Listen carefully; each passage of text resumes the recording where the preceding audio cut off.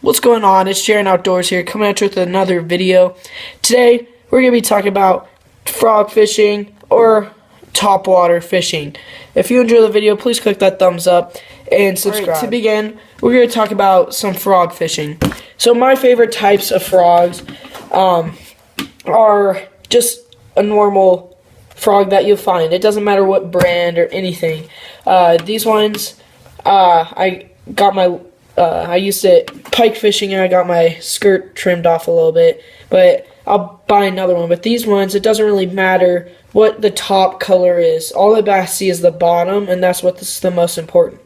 I like these ones, and I like them the legs a little shorter, but this is a little too short, so I can walk them back easier. And so when you're frog fishing, you want to use not a bait caster rod or a button reel if you're that type of fisherman, and you want to just cast it out on the calm water. You don't want it to be too windy, and just when it's super calm out, and walk it back. So when it's on the water, it almost be like going like back and forth, and then every once in a while you want to stop, and that's when the bass will come up and bite it. Some frogs are a little different, or most frogs actually have their hooks facing that way. So when a bass bites down, you want to wait for them to bite down completely and then set the hook. The hook ratio for frogs are a little bit more difficult, and it's hard you lose a lot of fish when you're frog fishing. Also, another frog that I like to use is a paddle frog. So paddle frogs are a little bit different. It has a little bit more presence on the water, and it makes the bass a little bit more irritated. Next, for topwater baits, we have a popper. Popper is also another great lure to use. Great attractant for the fish, and makes the fish really mad. So when it's morning, when there's not a lot of wind, you throw this out there and bring it back, and it has a lot of water action, or brings a lot of water and attention to the lure. Poppers, I like them more, a little bit more than frogs. I like frog poppers the most. I don't have one, I lost mine, but I like this one just because you get a lot more fish, and you're not, you don't lose them as much. A little bit downside of these is they do get tangled up in your line, and sometimes it gets a little annoying.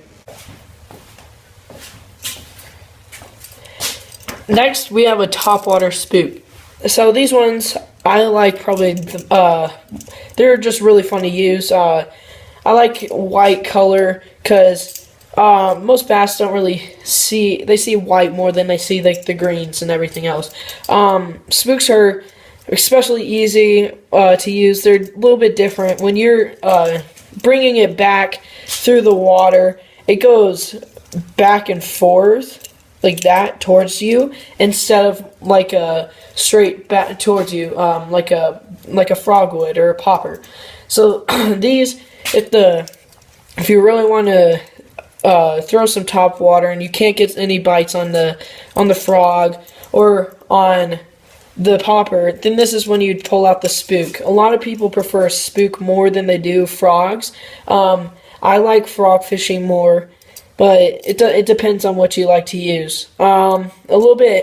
Another thing that I like about spooks is the different sizes they come in. So this is a relatively big spook. I can't remember what size it is, but it's a head-in spook. It's a bigger size, and that's what I like about the spooks is the bigger size still catch the small fish. And for example, you can catch 1 pound bass up to 10-pound bass on this. So it doesn't really matter on what you use. On top of the water, the fish will eat it. So I would use, if you're fishing a pressured pond or a pressured pond or small body of water, I would use the spook puppy size, and those are a little bit smaller. It's about 3 inches or so, and I like them a lot more for when you're trying to get those smaller bass to bite. And last but not least, for topwater baits, we have a buzzbait. And so buzzbaits are especially good if you're fishing a windy day, and it's a little bit like if you're fishing a windy day in the